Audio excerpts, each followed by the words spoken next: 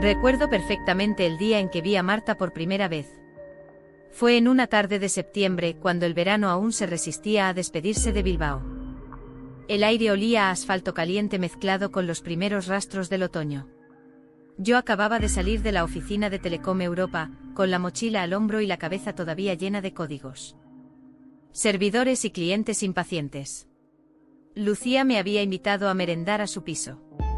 Llevábamos saliendo unos meses y aunque nuestra relación era aún reciente, ella ya me había hablado mucho de su hija. Siempre mencionaba a Marta con una mezcla de ternura y preocupación. Decía que era inteligente, sensible, pero algo retraída desde el divorcio con su padre biológico. Un nombre que nunca me llegó a mencionar del todo.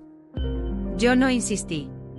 Sentía que si había un pasado difícil, era mejor que ella lo compartiera a su ritmo. Subí las escaleras del edificio viejo de la calle Autonomía, uno de esos bloques grises con fachada sin alma pero con una calidez inesperada en su interior. Lucía me recibió con una sonrisa algo nerviosa. Llevaba un delantal con manchitas de chocolate y las mejillas ligeramente enrojecidas. «Está haciendo magdalenas», me dijo en voz baja. Como si Marta fuera una pequeña criatura que pudiera asustarse fácilmente. Asentí con una sonrisa amable, intentando no parecer tan tenso como me sentía por dentro. Conocer al hijo o hija de tu pareja no es cualquier cosa. Es como cruzar una frontera invisible entre lo casual y lo comprometido. Entonces Marta apareció. No sé exactamente qué esperaba ver. Tenía el cabello oscuro recogido en una trenza algo deshecha, la mirada profunda y seria, demasiado adulta para una niña de 5 años. Llevaba un vestido de algodón con estampado de gatitos y sostenía entre las manos un peluche al que le faltaba un ojo. «Marta, él es Julián», dijo Lucía, mirándola como si esperara que la niña huyera o gritara. Pero Marta solo me observó. Larga y cuidadosamente. «¿Eres el nuevo amigo de mamá?», preguntó sin rodeos. Tragué saliva. «Supongo que sí», respondí intentando mantener la calma. «Un gusto conocerte, Marta». Ella no dijo nada más. Se giró y volvió a la cocina. Lucía soltó una risa nerviosa. «Es directa. Pero ya verás. Cuando entra en confianza, no se calla». Durante la merienda, Marta se sentó frente a mí, con la barbilla apoyada en la mesa.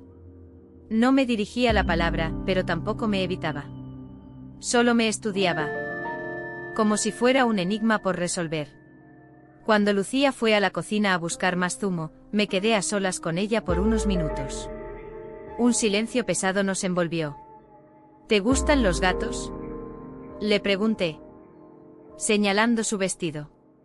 Ella me miró con escepticismo, pero asintió. «Tengo uno que se llama Ramón. Tiene 7 años. Es un poco gordo». «¿Te gustan los gatos gordos?». «Sí. Son suaves y no hacen tanto ruido». Sonreí. Por primera vez vi una pequeña chispa en sus ojos. «Me caes mejor que el otro», dijo de pronto. «¿Qué otro?». «El hombre que venía antes». Gritaba mucho. Nunca me miraba cuando hablaba. No supe qué responder. Solo asentí con una mueca incómoda. Lucía volvió y Marta calló al instante. Pero ya había pasado algo. Un pequeño puente quizás. Con el paso de los días, ese puente se convirtió en sendero, y el sendero en camino. Las visitas se volvieron más frecuentes. Marta empezó a saludarme con una sonrisa tímida. A pedirme que le leyera cuentos antes de dormir, a mostrarme sus dibujos. Me convertí sin buscarlo en parte de su rutina. Me sentía halagado, pero también asustado. «¿Tú sabes cómo se llama mi padre de verdad?». Me paralicé por un segundo. Ella lo notó. «No tienes que decirme». «Yo tampoco lo sé», dijo con una sonrisa triste. «Mamá dice que no es importante». Pero me limité a poner una mano sobre su hombro. «Bueno, mientras tanto, yo puedo ayudarte con las maquetas», le dije con una sonrisa. «Y con las mates si quieres». Ella me abrazó sin decir nada. Pero ya se había convertido en una presencia que llenaba mis días. Me llamaba Julián, no papá, y nunca le pedí que lo hiciera. Pero en cada gesto, En cada dibujo que dejaba sobre mi escritorio con mi nombre escrito en colores, sentía que estaba siendo algo más que un invitado temporal en su mundo. Y sin embargo, en el fondo, algo me decía que no podía durar para siempre. Pero no lo escuché. Porque en ese momento, lo único que quería era ser alguien bueno para Marta. Sin papeles. Sin títulos. Solo alguien que no se va en los sueños. Capítulo 2. Papá por elección. No hay palabra más extraña, ni más poderosa, que papá. Es corta, redonda, fácil de pronunciar, pero pesa más que una montaña cuando alguien la dice con sinceridad. Lo descubrí con Marta. Aunque nunca me lo dijo de manera directa. Cada vez que corría hacia mí con un dibujo nuevo, cada vez que me preguntaba si yo también soñaba cosas raras por las noches. O cuando me pedía que le abrochara el abrigo porque tú lo haces mejor que mamá, entendía que en su cabeza, yo ocupaba ese lugar que su historia no supo llenar. Y yo lo acepté. Sin papeles. Sin obligación. Por pura elección. La relación con Lucía avanzaba. Habíamos comenzado a vivir juntos en un pequeño piso cerca del casco viejo. Con una terraza minúscula donde apenas cabían 2 sillas y una planta marchita que Marta decidió adoptar y llamar Esperanza. Porque si sobrevive aquí, puede sobrevivir en cualquier parte, decía la niña con total seriedad. Cada tarde después del colegio, Marta me esperaba en el portal. Me gustaba verla ahí con su mochila más grande que ella. Los calcetines desparejados y una libreta llena de garabatos. Caminábamos hasta casa, hablábamos de ciencia, de cuentos, de lo injusto que era tener que aprender la tabla del 7.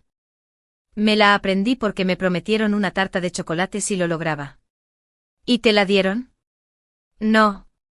Me dieron una tarta de zanahoria. Entonces no vale. Exacto. Esa conversación quedó escrita en una de sus redacciones escolares, bajo el título, Mi persona favorita. Cuando la maestra la leyó en la reunión de padres, Lucía se emocionó. Yo también. Aunque no lo dije. Aquel fue el primer momento en que pensé, si un día esto termina, voy a extrañarla más que a nadie. En las Navidades de ese año, hicimos algo que nunca había hecho antes. Escribir cartas a los Reyes Magos. Marta pidió un estuche de colores, un juego de construcción y que Julián nunca se vaya. La frase estaba escrita en el margen. Como si fuera un pensamiento secundario. Pero era lo único que leí una y otra vez. Lucía me abrazó por la espalda cuando vio que me quedé mirando la carta durante minutos. No tienes que quedarte si no quieres, susurró. Pero si te quedas, sé que ella ya no podrá imaginar la vida sin ti. Esa noche no dormí bien. Y al día siguiente.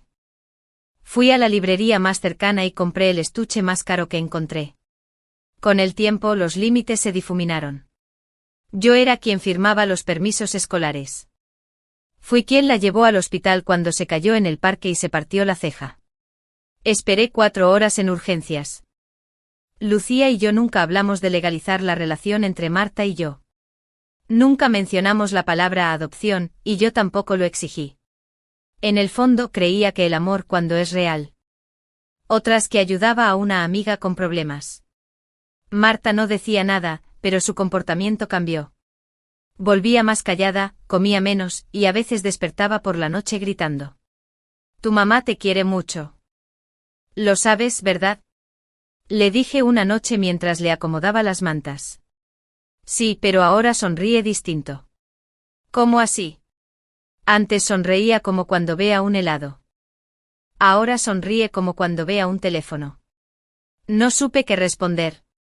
Poco después descubrí que Lucía había empezado a hablar con un antiguo compañero del instituto. Lo vi por casualidad en su móvil. Esa noche no dormí. Tampoco la siguiente. Y una semana después hablamos. ¿Hay algo que quieras contarme, Lucía? ¿Por qué lo dices así? ¿Qué has visto? Solo quiero la verdad. Por ti. Por Marta. Ella negó todo. Lloró. Me gritó que desconfiaba de ella sin motivo. Que yo no era su dueño.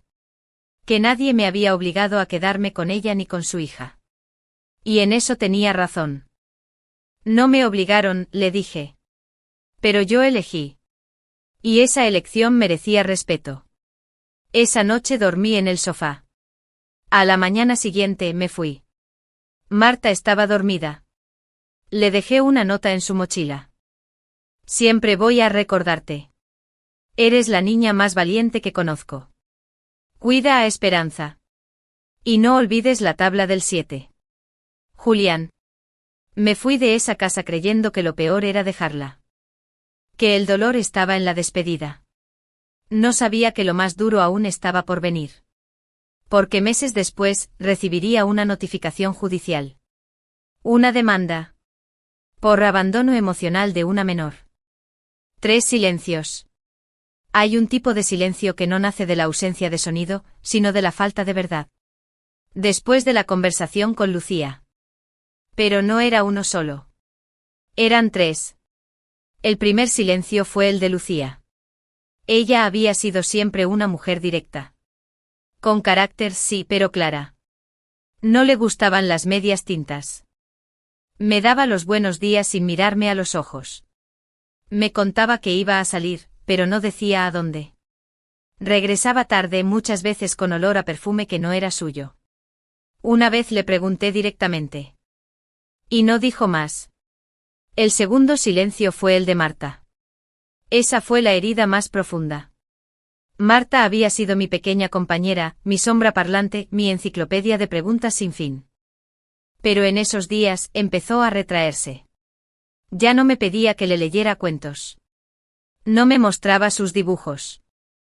Ni siquiera me preguntaba por qué el cielo era azul, o por qué el gato Ramón se lamía tanto la pata izquierda. Una tarde la encontré en la terraza, sentada al lado de Esperanza, su planta favorita. Estaba regándola con una botella pequeña, con cuidado casi quirúrgico. ¿Cómo va la paciente? Bromeé. No me miró. Siguió regando. ¿Le hablaste hoy? Las plantas no necesitan palabras, dijo sin emoción. Solo agua y sol. Me senté a su lado. No insistí. Ese fue nuestro momento más largo sin hablar. Y el tercer silencio fui yo. Sí. Yo también me callé. No por miedo. No por cobardía. Me callé por culpa. Porque me preguntaba cada noche si había cruzado una línea que no me correspondía. ¿Quién era yo para sentirme padre? ¿Qué derecho tenía a reclamar amor o respeto de una niña que no era mía? Recordaba las cenas donde Marta se dormía en mi regazo mientras le acariciaba el cabello. Los fines de semana en los que la llevaba al Museo de Ciencia o a la biblioteca. Las tardes de lluvia construyendo castillos con cojines. ¿Todo eso había sido real? ¿O solo era un papel que yo interpreté sin saber que el guión había cambiado sin avisarme? Una noche Marta se acercó a mí mientras yo lavaba los platos. Tú te vas a ir, ¿verdad? Me quedé congelado con las manos mojadas, el agua cayendo al suelo como una revelación. ¿Quién te dijo eso? Nadie. Pero lo sé. Me agaché para mirarla a los ojos. Tenía 8 años. Pero su mirada era de alguien mucho mayor. Como si ya supiera de pérdidas más de lo que cualquier niño debería. A veces los adultos no sabemos cómo arreglar las cosas, le dije. Con la voz temblorosa. Pero pase lo que pase, tú no tienes la culpa. Ni un poquito. Ella asintió. Luego me abrazó. Ese fue el último abrazo que recibí de Marta mientras aún vivíamos bajo el mismo techo. La noche en que me fui no hubo pelea. Lucía me dejó la maleta en el pasillo. No me pidió que me quedara. Tampoco me detuvo. Solo dijo. Esto se acabó, Julián. No podemos seguir viviendo en esta mentira. Yo no respondí. Solo recogí mis cosas. Me acerqué a la puerta del cuarto de Marta, la abrí suavemente. Estaba dormida. Dejé en su mesita de noche un sobre con un dibujo que había hecho ella hacía meses, los 3 caminando de la mano bajo un arco iris. En el reverso le escribí. Aunque ya no vivamos juntos, siempre vas a ser un pedacito de mi corazón. Nunca dejes de cuidar de ti misma, ni de tu planta. Con cariño. Julián. Salí sin hacer ruido. Cerré la puerta sin mirar atrás. Pensé que todo había terminado ahí. Pensé que el dolor, aunque intenso, se iría apagando con el tiempo. Pero la vida, o el destino, no sé cuál de los dos, tenía otros planes. Porque 2 meses después, mientras intentaba reconstruir mi rutina en un apartamento de alquiler amueblado con muebles prestados y recuerdos rotos, recibí una carta certificada. Del juzgado. Asunto: demanda por abandono de menor bajo responsabilidad afectiva.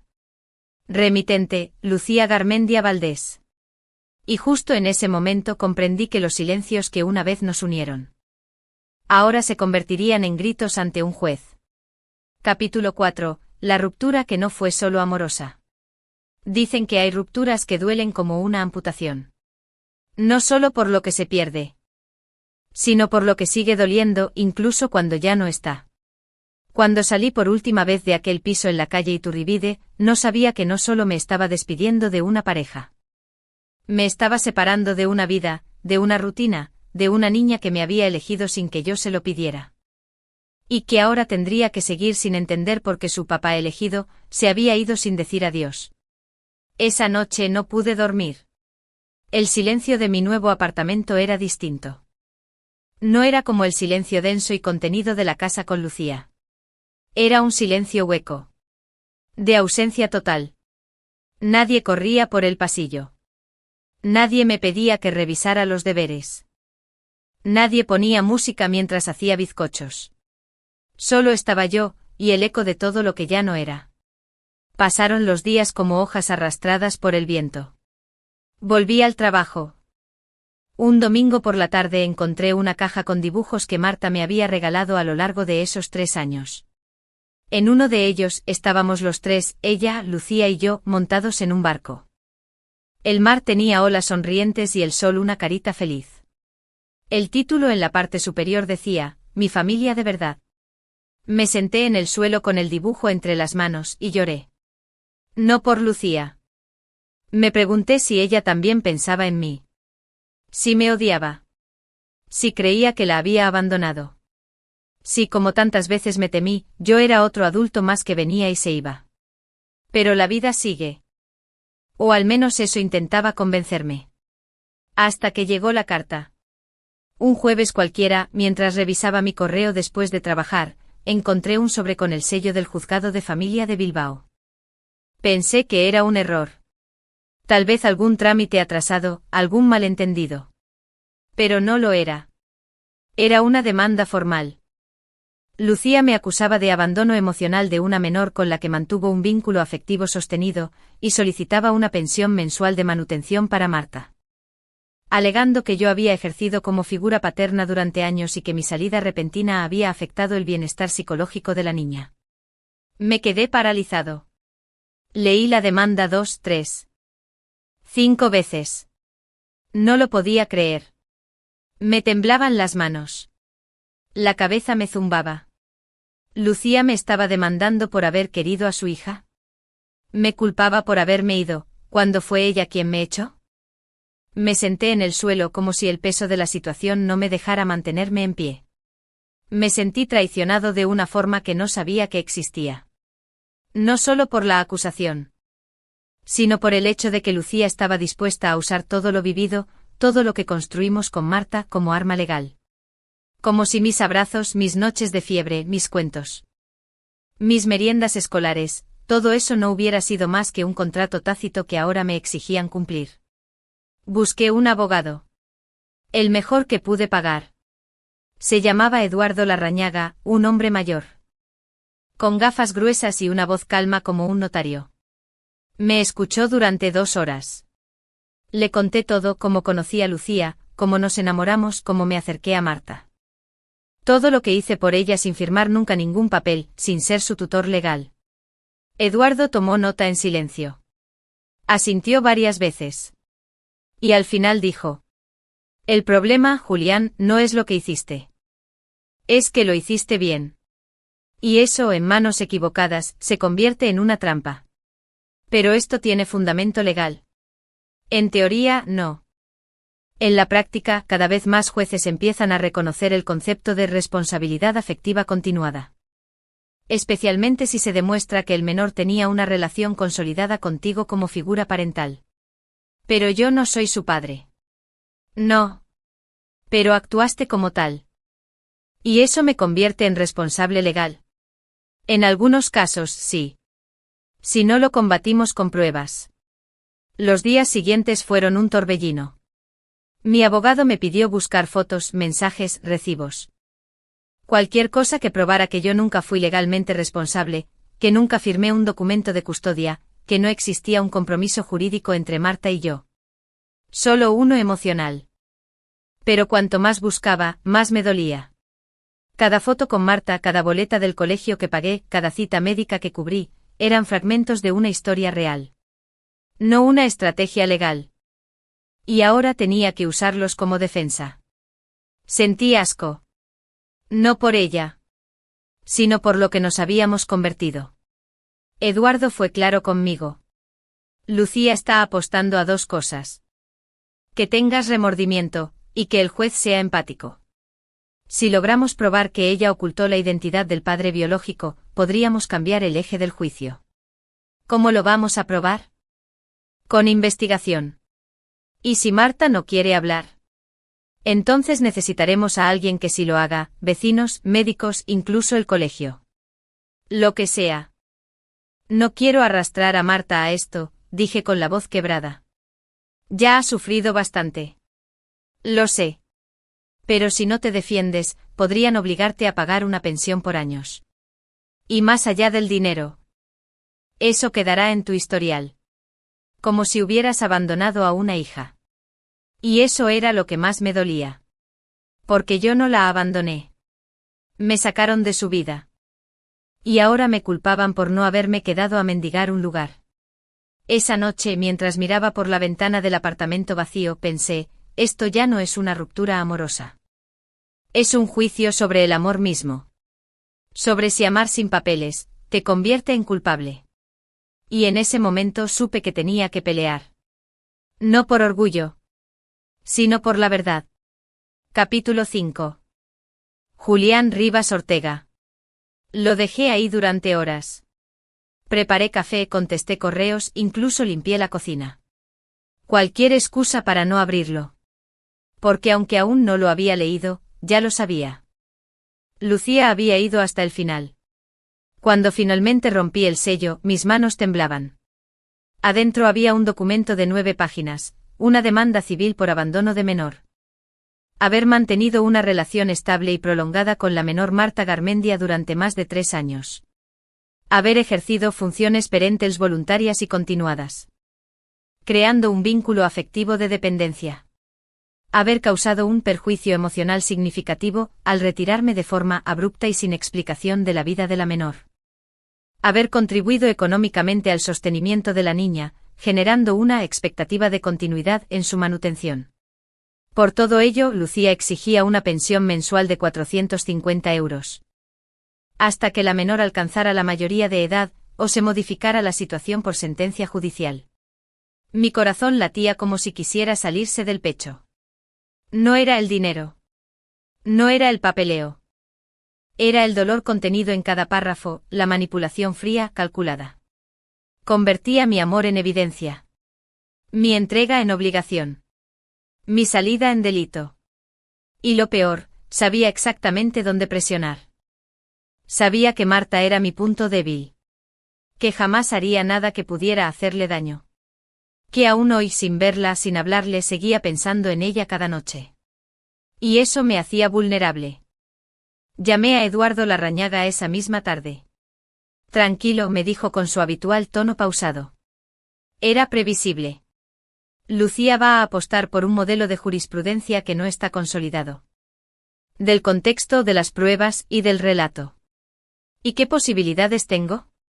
Si demostramos que no hubo intención de sustituir al padre biológico, que nunca tuviste custodia legal. Ni responsabilidad jurídica, tus posibilidades son buenas. Pero necesitaremos pruebas. Muchas. ¿Y si Marta declara? Ahí está el dilema. Forzar a una menor a testificar puede ser contraproducente para todos, incluida ella. Pero si Lucía la presenta como testigo, tenemos derecho a contrainterrogar. Se hizo un silencio. Luego añadió: lo que necesitamos es cambiar la narrativa. ¿Cómo? Demostrar que Lucía ocultó información, manipuló el vínculo, y que la figura paterna real nunca estuvo ausente del todo. ¿Quieres decir que el padre biológico podría estar cerca? No lo sabemos. Pero si lo encontramos, podríamos desmontar todo el caso. Durante los días siguientes, Eduardo y su equipo iniciaron la recolección de pruebas. Yo por mi parte tuve que revivir cada momento, escanear facturas, revisar mensajes, correos, fotos, entradas del cine, viajes, listas del supermercado. Todo lo que pudiera demostrar que mi rol fue voluntario, afectivo, pero no legalmente exigido. Pero con cada archivo abierto, con cada imagen que volvía a mi pantalla. Y una sonrisa de oreja a oreja. Yo sostenía una botella de agua y un helado derretido. Ella lo tituló en un collage que pegó en su habitación. Mi papá valiente. Aunque no le gusta correr. Lloré en silencio. No por tristeza. Por impotencia. Porque incluso sabiendo que tenía razón, que yo no era su padre, no podía evitar sentirme culpable. ¿Y si Marta pensaba que la había abandonado? ¿Y si creía que me había cansado de ella? Una tarde Eduardo me citó en su despacho. Tenemos una pista. Una enfermera pediátrica del centro de salud donde llevaban a Marta nos contactó de forma anónima. Dice que en varias ocasiones Lucía mencionó un padre biológico con el que tuvo problemas legales. Nunca lo nombró, pero sí dijo que le convenía mantenerlo lejos. ¿Podemos localizarlo? Es difícil sin nombre. Pero si conseguimos un rastro, transferencias, correos, registros, podríamos solicitar formalmente una investigación. ¿Y Marta?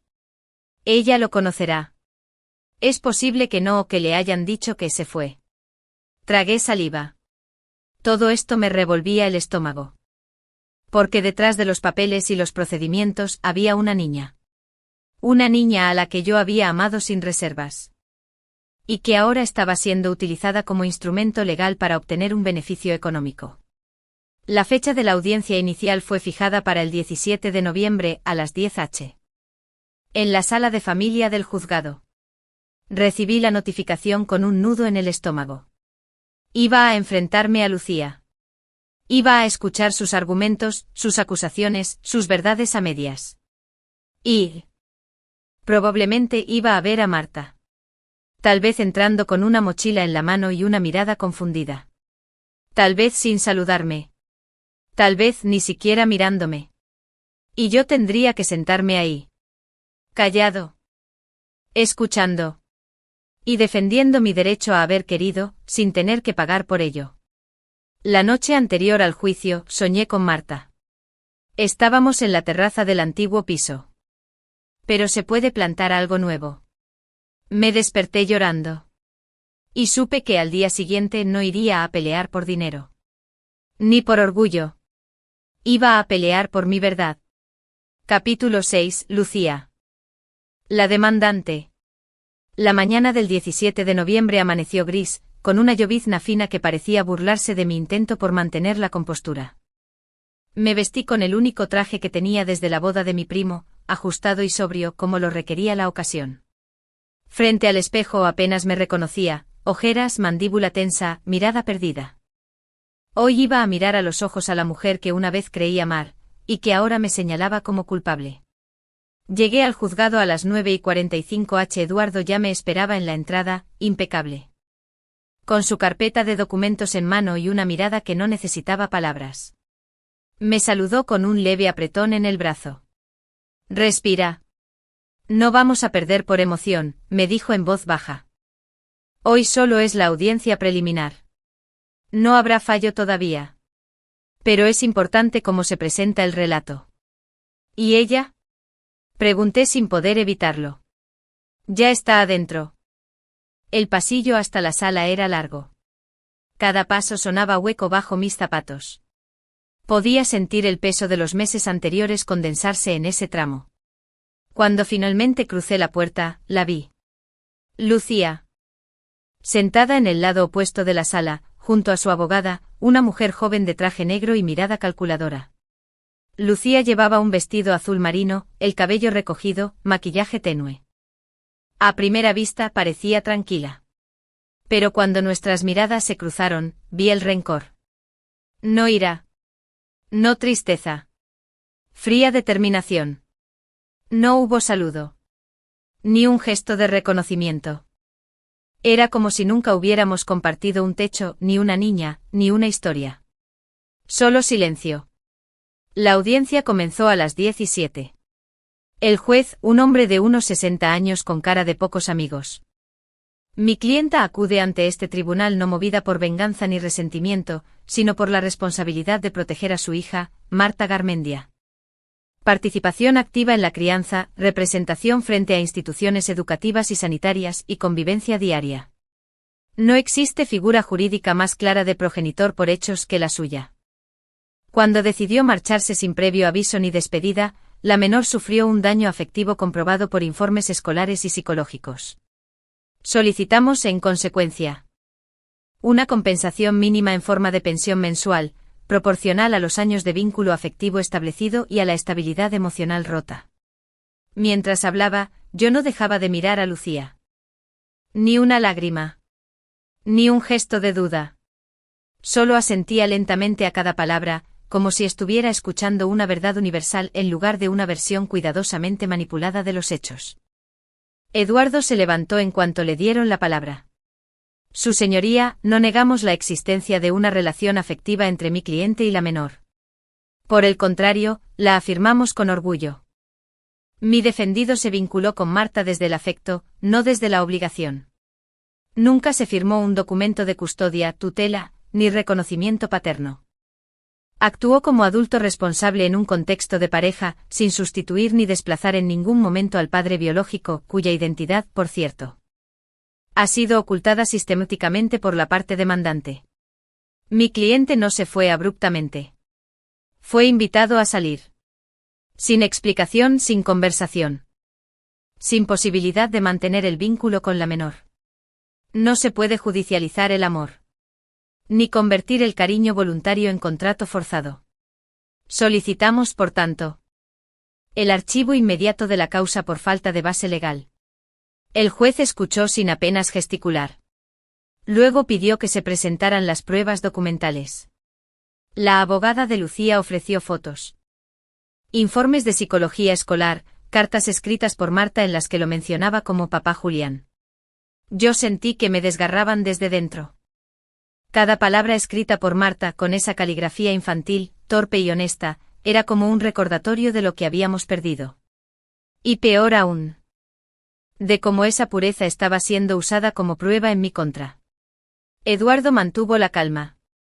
Presentó recibos, correos y sobre todo, una copia del historial clínico de Marta en el que, sorprendentemente, no figuraba mi nombre como tutor legal en ninguna de las visitas. ¿Dónde estaba el padre biológico?, preguntó el juez. La abogada de Lucía titubeó apenas un segundo. La identidad del padre no consta en el registro. Mi clienta ha criado a su hija como madre soltera. ¿Y el señor Rivas tenía conocimiento de esa ausencia? No del todo, señoría. Pero actuó como tal. Y tenemos pruebas que demuestran que esta ocultación fue intencionada. Lucía apretó los labios. Por primera vez, su seguridad se resquebrajó un poco. La audiencia concluyó a las 11 de la mañana y 35. El juez pidió una segunda convocatoria para los testimonios y posibles pruebas complementarias. Antes de cerrar, se dirigió a ambas partes. Este no es un tribunal de emociones. Aquí se revisan hechos, no sentimientos. Si bien reconozco que la afectividad tiene peso en el desarrollo de los menores, también reconozco que el derecho no puede castigar el cariño voluntario. Decidiré tras la segunda sesión si esta causa merece o no seguir adelante. Golpeó la mesa con el mazo. Y se hizo el silencio. Al salir del juzgado, Lucía pasó a mi lado sin detenerse. Pero justo cuando creí que se iba a ir sin más, se giró y me miró fijamente. Te fuiste sin luchar, me dijo en voz baja. Ahora te toca hacerlo, obligado. Quise responder. Decirle que ella me cerró todas las puertas. Que no huí. Que fui empujado. Pero me contuve. Porque el silencio, a veces, es la única defensa que queda, cuando la verdad ha sido reducida a argumento legal. Capítulo 7. Cuando ser bueno te hace culpable. Salí del juzgado con la sensación de haber estado dentro de una pesadilla disfrazada de trámite legal. Afuera, la lluvia seguía cayendo persistente. Como si quisiera lavar la suciedad emocional que la audiencia había dejado sobre mi piel. Caminé por las calles de Bilbao sin rumbo fijo, con el paraguas cerrado en la mano. Esa pregunta martillaba mi cabeza una y otra vez. Esa noche en mi apartamento solitario, me serví una copa de vino que no pude terminar. Encendí la televisión, pero no vi nada. Solo escuchaba la voz de la abogada de Lucía resonando en mi mente, figura paterna continuada, abandono emocional, daño psicológico a la menor.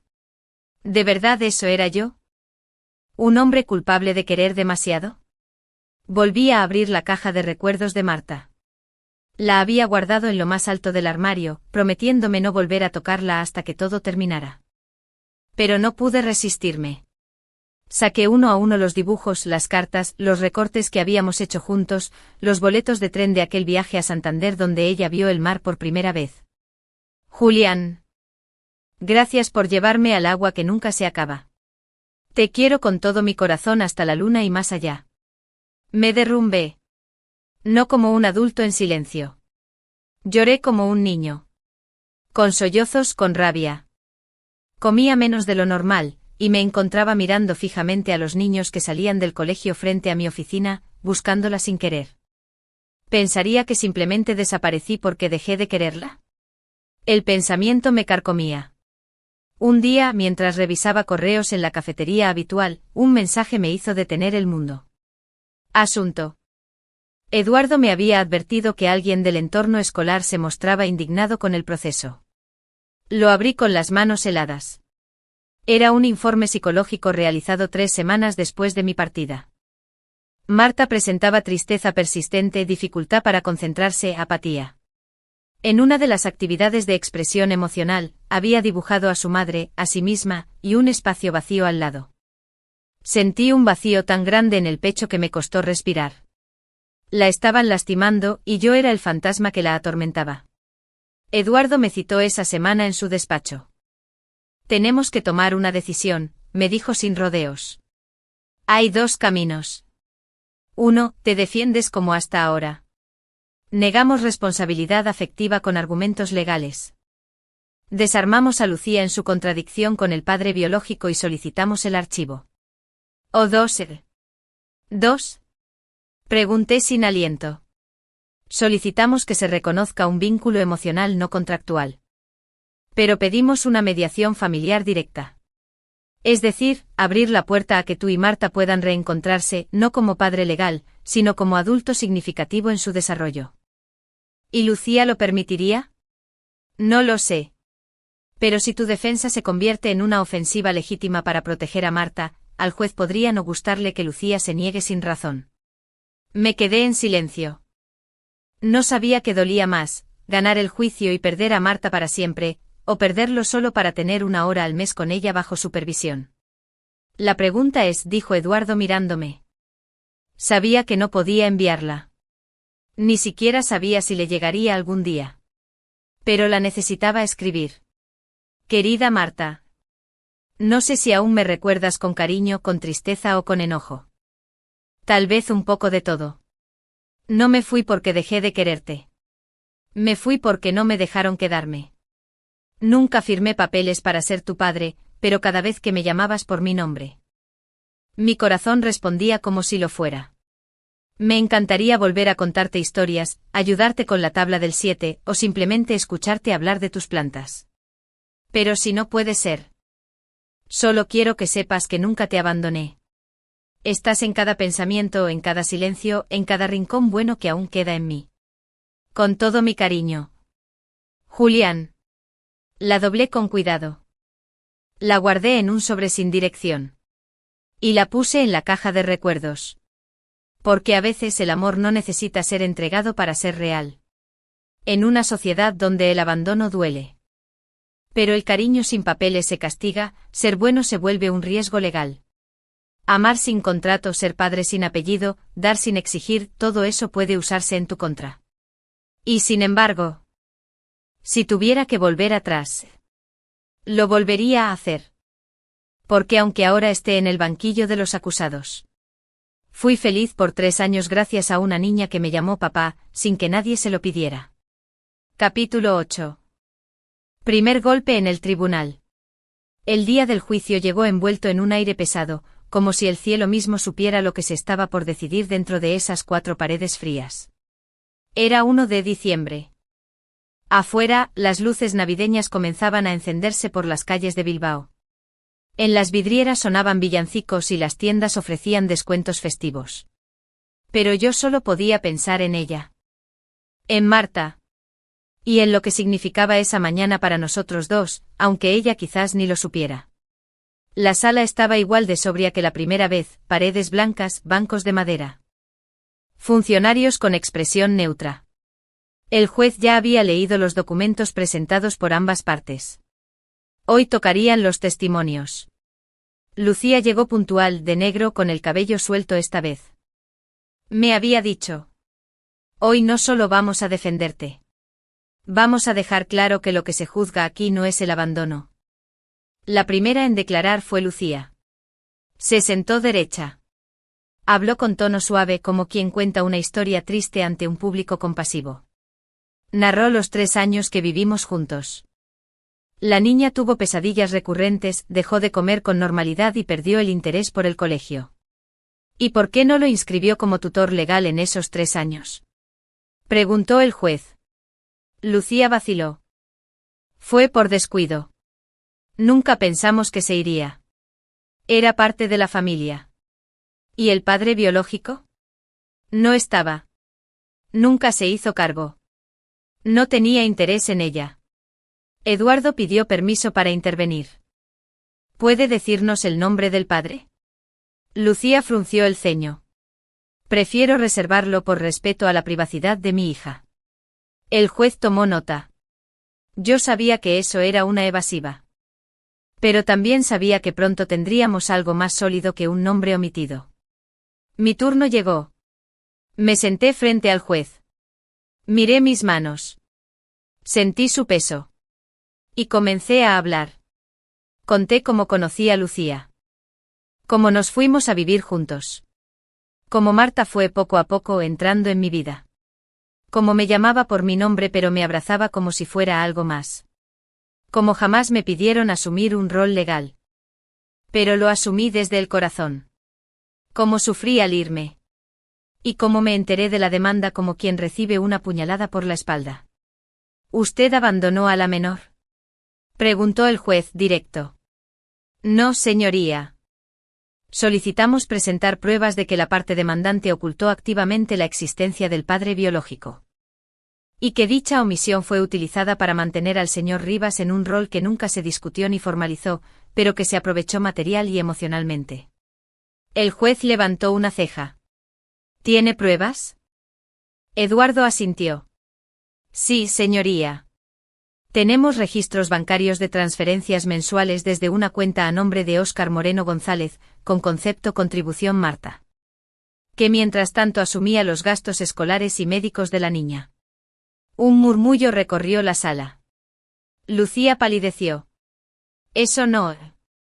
Eso era un acuerdo antiguo, balbuceó. Él nunca quiso involucrarse como padre. Pero lo hacía económicamente, replicó Eduardo. Y usted lo ocultó. Y al mismo tiempo, permitió que otro hombre asumiera todas las responsabilidades sin saber que la figura paterna seguía existiendo, aunque en las sombras. El juez pidió los documentos. Los revisó con cuidado. Su expresión seguía siendo impenetrable, pero sus dedos tamborileaban levemente sobre la mesa. No era indiferente. Se llamó entonces a un nuevo testigo, la enfermera pediátrica del centro de salud, cuyo nombre mantendremos en confidencialidad por respeto. Ella confirmó que Lucía mencionó en al menos 2 ocasiones, que no valía la pena decirle al otro que el padre había reaparecido. Porque Julián ya estaba haciendo todo lo necesario. ¿Qué quiere decir con el otro?, preguntó el juez. Se refería al señor Rivas, dijo la enfermera. Recuerdo sus palabras. No quiero complicar las cosas. Que piense que es el padre. Al fin y al cabo actúa como tal. Lucía hundió la cabeza entre las manos. Su abogada pidió un receso. Se lo concedieron. La sala quedó en un silencio denso. Eduardo se volvió hacia mí. Primer golpe. Y fue limpio. ¿Crees que con esto basta? Para que el juez dude, sí.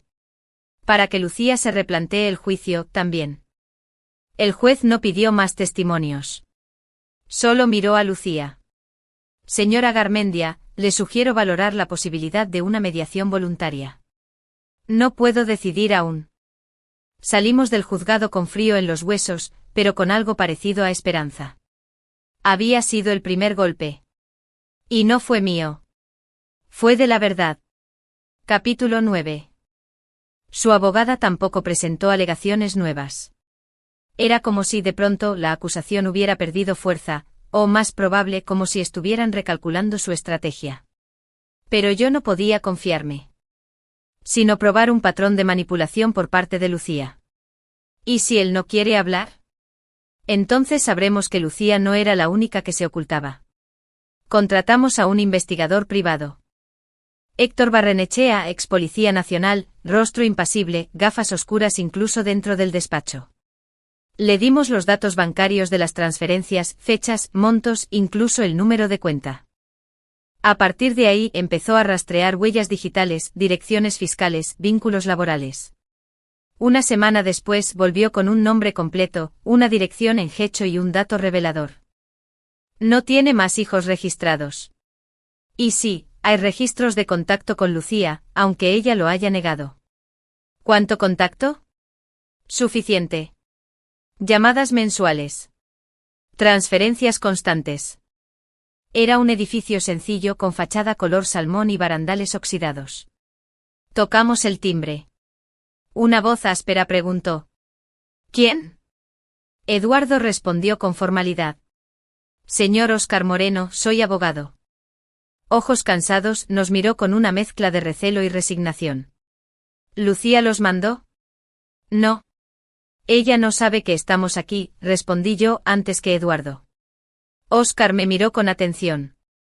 Luego nos hizo pasar. El interior del piso era modesto pero limpio. Una estantería con libros técnicos, una mesa con manchas de café seco, un sofá gastado. Nos ofreció café. Pero todos sabíamos que no veníamos por cortesía. ¿Qué quieren saber?, preguntó finalmente. Eduardo fue directo. ¿Es usted el padre biológico de Marta Garmendia? Óscar asintió lentamente. Sí. Aunque no figure en ningún lado. Por decisión suya o de Lucía. Él soltó una risa amarga. ¿La versión corta o la real? La real. Óscar se recostó en el sofá, cruzó los brazos y empezó a hablar. Lucía y yo tuvimos una relación corta. Ella quedó embarazada y al principio me dijo que no era mío. Que lo había tenido con otra persona. Yo me alejé. Años después, reapareció. Me dijo que sí era mía, pero que ya era tarde. Que la niña ya estaba vinculada a otro hombre. Aún así, me pidió dinero. Para compensar, dijo. Me mandaba fotos de vez en cuando. Nunca me dejaba verla. Yo pagaba. No porque confiara en ella, sino porque no sé. Supongo que quería sentir que no era del todo un cobarde. ¿Y sabía que había otro hombre actuando como padre? Sí. Lo vi en fotos. En redes. Hasta lo mencionaba en los mensajes. Julián la cuida bien, no hace falta que te acerques. Me quedé de piedra. ¿Le prohibió verla? Me lo desaconsejaba todo el tiempo. Que era su mejor inversión sin papeles. Incluso mencionaba una vez. Si un día se va, le meto una demanda por abandono afectivo. El juez es progresista, me lo recomendaron. Eduardo tomó nota sin disimular la sorpresa. Yo no podía hablar. Sentí como si una piedra me aplastara el pecho. No solo me había usado. Lo había planeado. Le pedimos a Oscar que declarara voluntariamente. No quiero líos, dijo. Pero si sirve para que Marta no crezca entre mentiras, cuenten conmigo. ¿Está dispuesto a someterse a una prueba de ADN? Sí. Lo hago cuando quieran. Nos dio su consentimiento firmado. Antes de irnos, me miró a los ojos. No sé qué tan buen padre fuiste. Pero fuiste más que yo. Quise decir algo, pero solo asentí. Lo entendía. No lo juzgaba. En el fondo, los dos éramos víctimas del mismo huracán. Esa noche, al llegar a casa, llamé a Eduardo. ¿Crees que esto cambia el juicio? No. Esto termina el juicio. ¿Y Marta? Marta es la única que necesita saber que alguien peleó por ella. Aunque ninguno de los dos fuera el padre perfecto. Colgué. Y me senté en la oscuridad. No sabía cómo terminaría todo. Pero por primera vez, sentí que la verdad ya no estaba escondida. Solo quedaba dejarla entrar. Capítulo 10. Pruebas de la manipulación.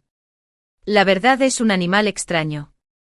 Puede dormir años bajo la alfombra de la rutina, puede ser disfrazada de bondad o maquillada como necesidad. Pero cuando despierta, no hay jaula que la contenga. Y esa semana. Había demasiadas. Registros bancarios de Oscar. Mensajes de voz con frases explícitas como si se va, tengo como apretarlo. Capturas de conversaciones en las que Lucía mentía sobre mi papel ante autoridades escolares. Correos donde pedía certificados médicos con mi nombre para facilitar trámites escolares, sin que yo lo supiera. Y lo más impactante, una grabación filtrada desde el móvil de una amiga de Lucía. En la que ella reía mientras decía. Nunca firmó nada, pero actuó como si fuera el dueño del circo. Lo usé bien. Cuando escuché eso sentí una mezcla de náusea, rabia y vacío. No por mí. Por Marta. Porque detrás de todo eso había una niña. Una niña que confiaba, que amaba, que simplemente quería un lugar seguro en el mundo. Y que ahora iba a crecer sabiendo que sus figuras adultas más cercanas no eran lo que parecían. Vamos a presentar todo, dijo Eduardo. Pero no como ataque. Sino como defensa clara. Las fechas coinciden. Vamos a demostrar que tú fuiste más que una pareja, fuiste un peón emocional. ¿Y Marta? Ella lo sabrá. Tarde o temprano. No por nosotros. Por la vida. Pero si tenemos suerte. Podrá tener una relación con su padre biológico, con límites sanos. Con contexto. ¿Y yo? Eduardo me miró con esos ojos de abogado que ha visto demasiadas tragedias.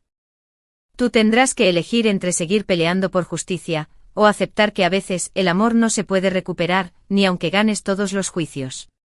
La segunda audiencia llegó un martes gris.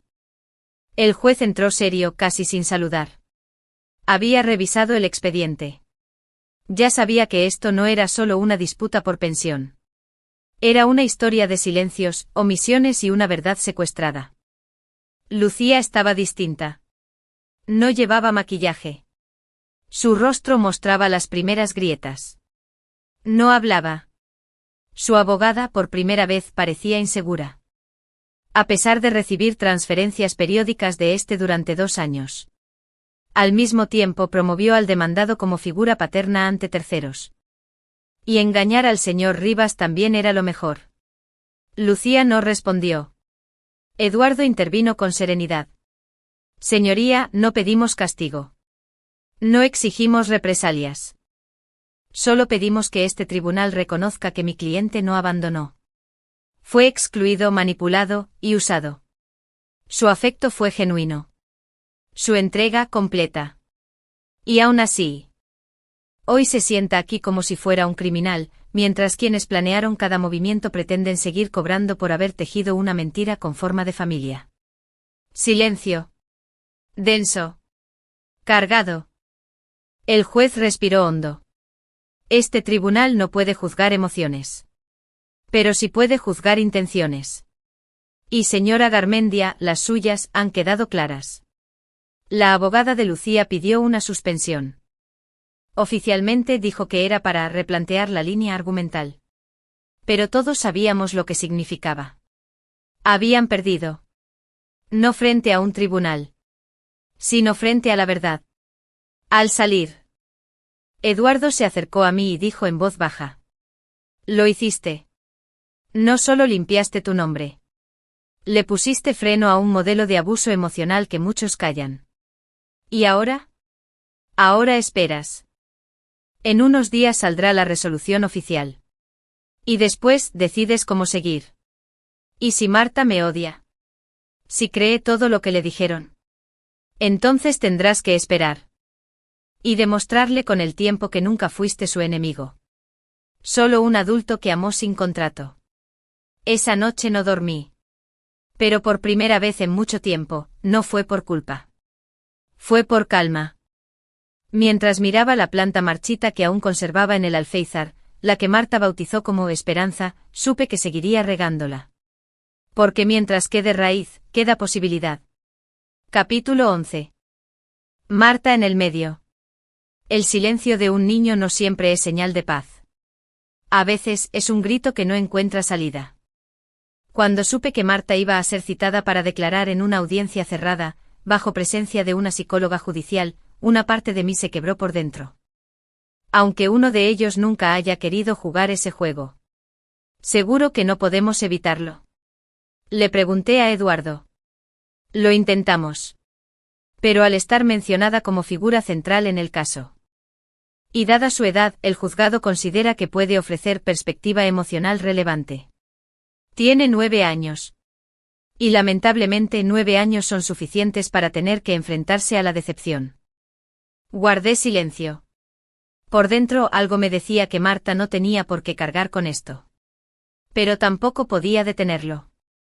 Porque aunque yo había dejado claro que no quería someterla a más tensión. Lucía insistió en que hablara. Y eso me partía el alma. El día de la entrevista, no estuve presente. Nadie lo estaba, salvo la psicóloga del juzgado, una especialista en infancia forense. Las conversaciones son grabadas no como interrogatorio, sino como diálogo guiado en ambiente protegido. Aún así, mi cuerpo estaba tenso todo el día. Caminar por Bilbao ese lunes fue como andar descalzo sobre cristales. Cada vez que veía una niña de trenza oscura o mochila rosa, pensaba que podía ser ella. Marta. Mi pequeña Marta. La niña que me pedía tostadas con forma de corazón. La que me preguntaba si los gatos también soñaban. La que con solo 5 años, me robó la vida sin querer. La psicóloga entregó el informe 3 días después. Eduardo fue quien lo leyó primero. Me llamó en la noche. Su voz sonaba más suave que de costumbre. ¿Estás preparado? No. Pero dime igual. Hubo una pausa. Luego comenzó a leer. Durante la entrevista, la menor manifestó consciencia clara del vínculo que existió con el señor Rivas. Expresó afecto, seguridad y nostalgia. Ante la pregunta sobre su figura paterna, respondió: mi papá de verdad no está. El otro tampoco. Cuando se le pidió que explicara, dijo: mi mamá dice que Julián se fue porque se cansó. Pero yo creo que se fue porque estaba triste. Yo lo vi. A veces lloraba en la cocina y no sabía que yo lo miraba. Mis ojos se llenaron de lágrimas. Eduardo siguió. La menor no expresó rechazo hacia el señor Rivas, pero sí confusión. Dijo que quiere volver a verlo, pero no para que se peleen. También expresó temor de que si habla bien de él, su madre se enoje. En palabras textuales: si digo que extraño a Julián, mamá frunce los labios. Si no lo nombro, se pone contenta. Me llevé las manos al rostro. Lucía la estaba usando como escudo. Como rehén emocional. Se concluye que la menor está siendo expuesta a un conflicto de lealtades, y que su testimonio no debe ser utilizado como prueba jurídica definitiva. Dado el alto grado de presión afectiva que presenta, se recomienda mantenerla al margen del proceso, priorizando su salud emocional. Eduardo terminó de leer y guardó silencio. Ella no me odia, susurré. No. Solo está atrapada. Como lo estuviste tú.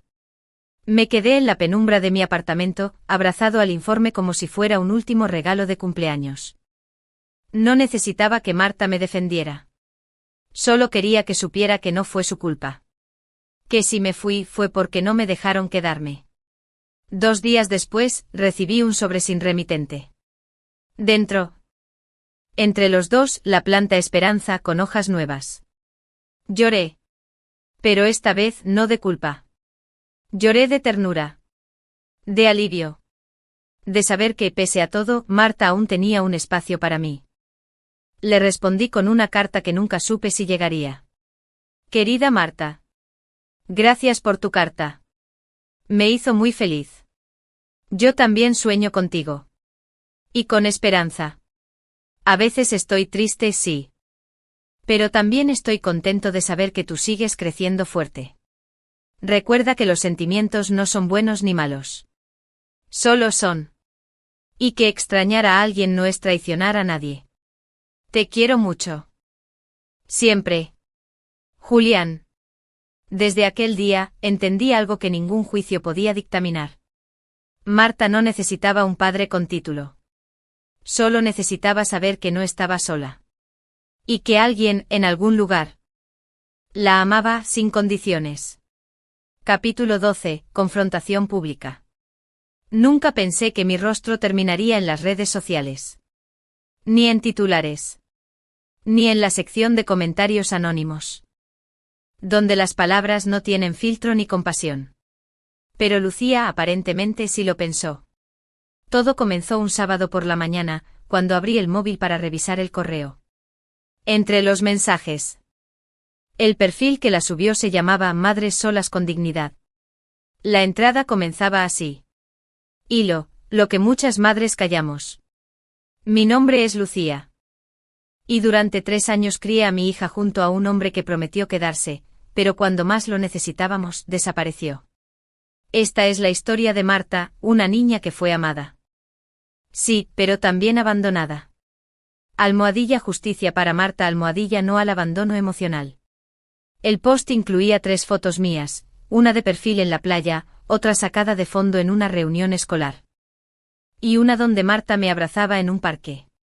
Borrosa. Antigua. Pero claramente ella. El texto seguía. No pido dinero. Pido conciencia. Pido que la ley nos escuche. ¿Cuántas veces más vamos a dejar que hombres se escapen de sus responsabilidades emocionales, solo porque no firmaron nada? Ser padre no es solo un papel. Es una presencia. Y ahí estaba yo. Nombrado sin ser nombrado. Pero suficiente para que cualquiera que me conociera, supiera que hablaban de mí. Las reacciones no se hicieron esperar. Mensajes privados. Llamadas de conocidos. Algunas palabras de apoyo. Pero muchas más de duda. De juicio. ¿Es verdad lo que dicen? Pensé que tú eras diferente. ¿Abandonaste a esa niña tan dulce? Eduardo me llamó furioso. Esto es inaceptable. Está violando la confidencialidad del proceso judicial. Está usando a la menor para victimizarse públicamente y presionar al tribunal a través de la opinión pública. ¿Qué podemos hacer? Presentar una denuncia por difamación y por exponer datos sensibles de una menor sin autorización judicial. ¿Y si la publicación no se baja en 24 horas? Pedir una medida cautelar digital. ¿Y Marta? Marta es quien más pierde con esto. Esa misma tarde la prensa local recogió el caso. Un medio sensacionalista publicó una nota titulada Padre del corazón o impostor emocional. El caso que divide a Bilbao. La nota se basaba únicamente en el post viral. Ninguna fuente oficial. Ninguna versión mía. Solo especulación, emotividad. Y frases como: según testimonios, el hombre desapareció sin decir palabra. La niña aún lo espera. Testimonios que, por supuesto, nadie firmó. Me sentí expuesto. No solo juzgado por un tribunal, sino por miles de pantallas. Y lo más doloroso no era que me acusaran. Era que instrumentalizaran a Marta una vez más. Que su imagen, su dolor, su confusión, fuera usada como anzuelo de la Ixis Ares. Eduardo actuó rápido. Al día siguiente presentamos una solicitud formal para eliminar la publicación de redes por violación del artículo 18 de la Constitución española, derecho al honor y a la propia imagen. Proteger la identidad de Marta como menor involucrada en proceso judicial. Sancionar a la parte demandante por filtración de información. El juzgado aceptó la queja y envió requerimiento a Meta y al medio digital para retirar todo contenido en un plazo de 48 horas. Lucía no respondió. Pero su abogada, en un gesto de desesperación, publicó un comunicado sin firma. Mi clienta no pretendía dañar, solo alzar la voz de muchas mujeres en situación similar. No se mencionan nombres ni direcciones ni datos identificativos directos. Mentira. Porque la verdad no siempre está en el nombre. A veces basta una foto y una historia para señalar a alguien con fuego. Los días siguientes fueron duros. En la calle. Comencé a recibir miradas. Algunos padres del colegio de Marta me ignoraban. Otros cruzaban de acera. Fui a la cafetería de siempre y el camarero, que solía bromear conmigo, me sirvió en silencio. Pero hubo algo que me sostuvo. Un mensaje privado en Instagram. De una mujer que no conocía. Hola Julián. Soy madre también. Y sigo este caso desde que se viralizó. Quiero que sepas que no todos te juzgamos. He leído las dos versiones. Y algo me dice que tu dolor también es real. No todos los padres son monstruos. Algunos son simplemente humanos que amaron sin blindarse. Fuerza. Le respondí con un simple gracias. Y me sentí un poco menos solo. La resolución del juzgado sobre la publicación llegó 5 días después.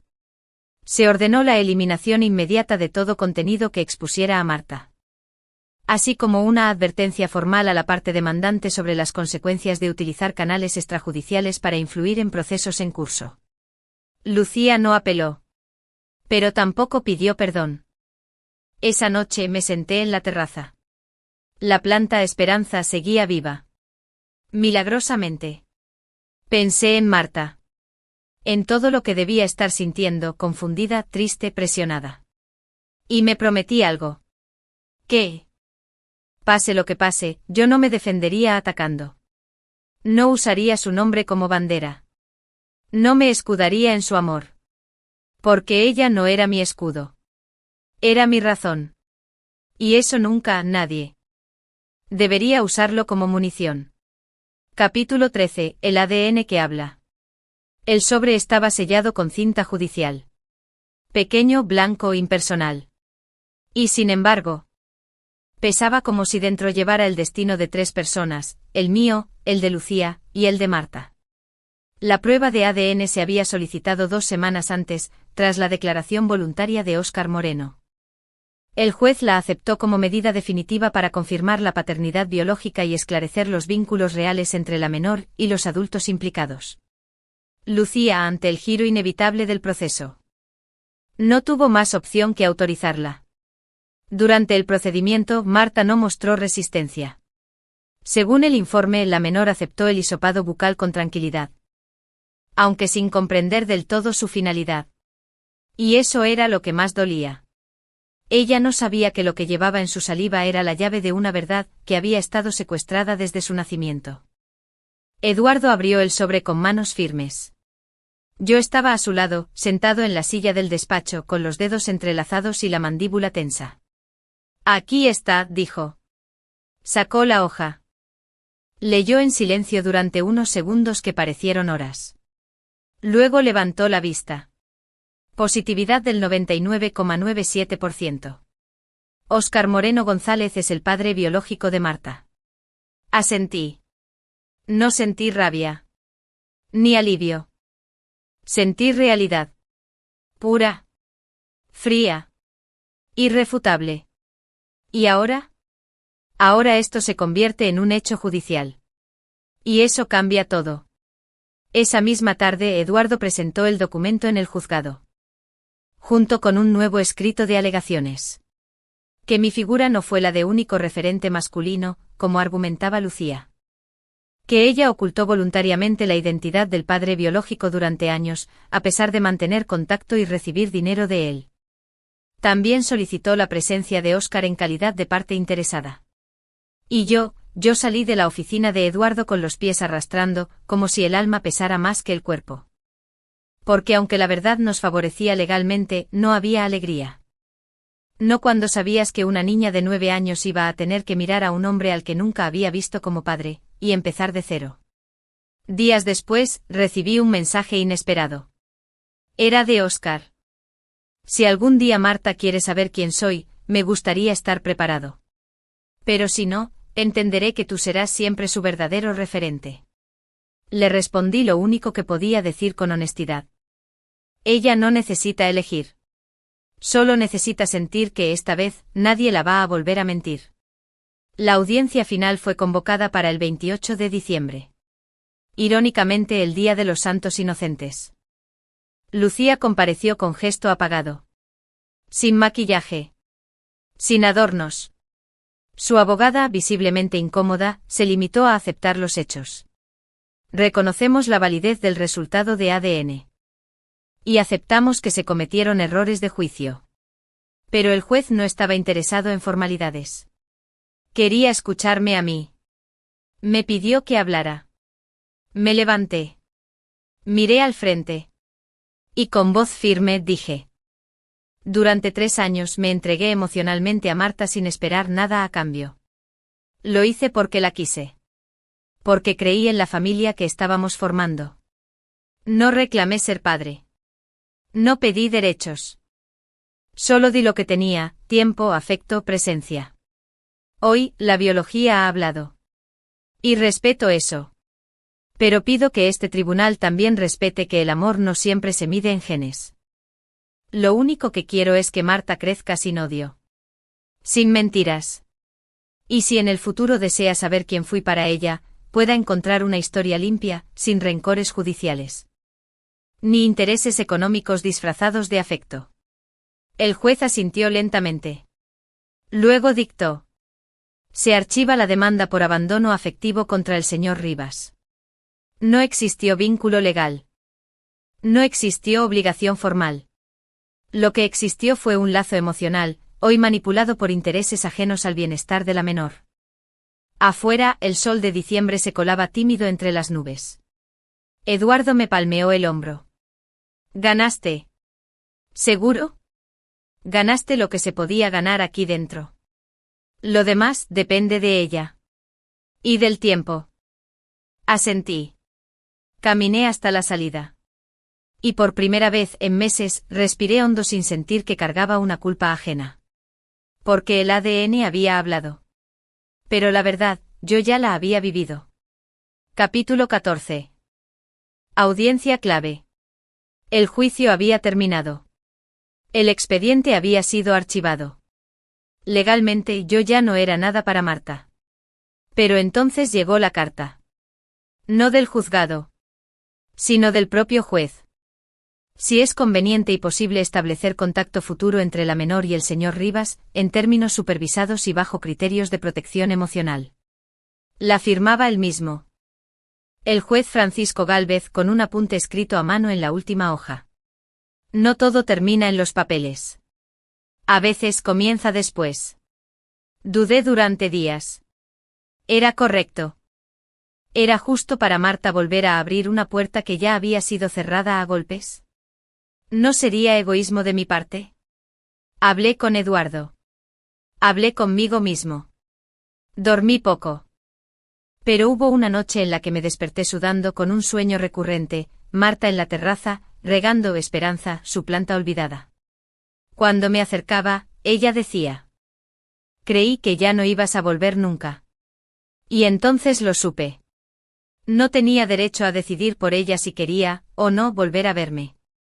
Pero sí tenía la obligación moral de estar disponible, si ella algún día lo deseaba. La audiencia fue fijada para el 5 de enero. Previa a Reyes. El lugar. Un centro de mediación especializado en infancia y conflictos familiares. Ni tribunal ni togas. Solo una sala blanca con paredes de madera clara, 2 sofás grises, una mesa redonda en el centro. Y una psicóloga de rostro sereno, doctora Elvira Gutiérrez. Lucía aceptó participar. No porque quisiera, sino porque, según dijo en su formulario de ingreso, Marta preguntaba por Julián más de lo que podía manejar sola. Entré primero. Respiré profundo. La doctora Gutiérrez me invitó a sentarme. Y centrado en el bienestar de Marta. Lucía habló primero. No estoy aquí para pedir nada. Solo quiero que se entienda que hice lo que creí mejor para mi hija. Yo asentí. No interrumpí. Entonces la mediadora me miró. Julián, ¿por qué estás aquí? Miré mis manos, luego a Lucía, luego a la pared donde había un dibujo infantil enmarcado. Una casa, un sol, un gato. Estoy aquí porque Marta me dio 3 años de amor puro. No fui su padre en el papel, pero me despertó cada parte de mí que dormía. No vengo a reclamar un título, ni un lugar. Solo quiero que, si algún día ella necesita a alguien que la escuche sin juzgar, sin imponer, sin exigir, sepa que yo no desaparecí. Que fui apartado, sí. Pero que nunca me fui del todo. Lucía bajó la mirada. Hubo silencio. Luego dijo con voz más suave de lo que esperaba. No supe manejar todo esto. Me sentí sola. Sentí miedo. Me equivoqué. Pero no quise hacerle daño a Marta. Y tú la quisiste. Lo vi. Todos los días. Por un momento nuestras miradas se cruzaron. Ya no había reproche. Solo 2 adultos que desde la imperfección habían intentado lo imposible. Proteger a una niña de las grietas del mundo. La mediadora tomó la palabra. La menor ha manifestado en entrevistas privadas que desearía volver a tener contacto con Julián. Aunque sea para tomar helado una vez. También expresó temor a que su mamá se ponga triste si lo quiere a los 2. Lucía respiró hondo. Y por primera vez con los ojos brillantes dijo. No quiero que mi hija tenga que elegir. Si quiere verte, lo acepto. Pero quiero estar presente al principio. Por supuesto, dije. No vengo a dividir nada. Y si algún día quiere alejarse, añadió ella, con voz quebrada, ¿vas a saber soltar? Me quedé en silencio.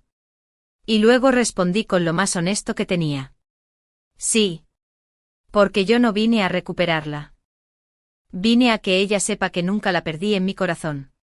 Se estableció entonces un protocolo de contacto supervisado. Un primer encuentro en el mismo centro con psicóloga presente. Luego, sesiones quincenales, según evolución emocional. Siempre con consentimiento activo de Marta.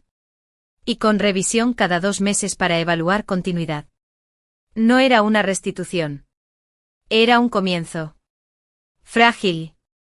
Pequeño pero verdadero. Antes de irnos, Lucía se acercó a mí. Dudó. Y finalmente susurró. No sé si esto lo arregla todo. Pero, gracias por no desaparecer. Ni de ella. Ni de ti mismo. No supe qué decir. Solo sonreí.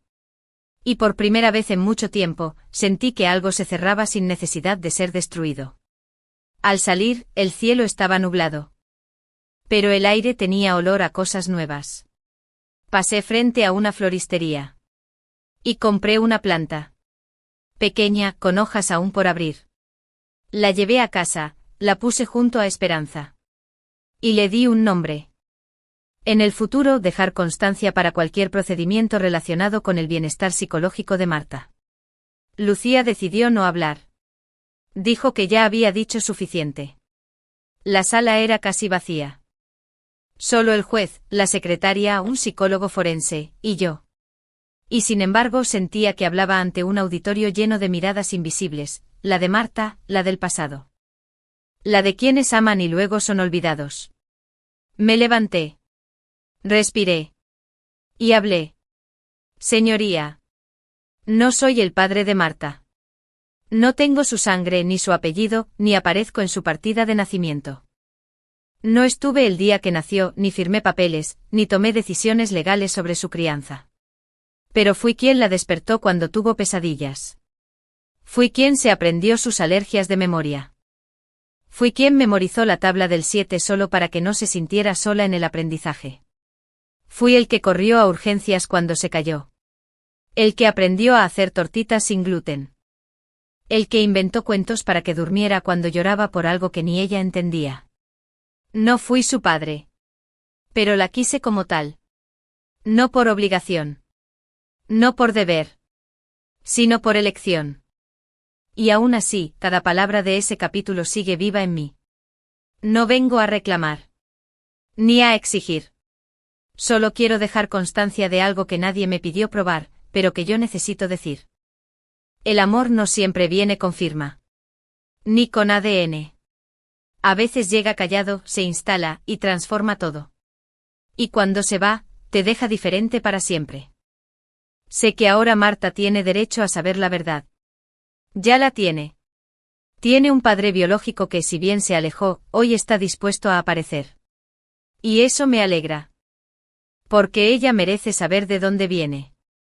Pero también merece recordar quién estuvo cuando todo parecía romperse. ¿Quién la llevó de la mano cuando tenía fiebre? Marta me recuerda. Si algún día se pregunta qué fui para ella. Quiero que sepa que fui eso. Un adulto que no quiso ser héroe, pero que la quiso como lo haría el mejor padre del mundo.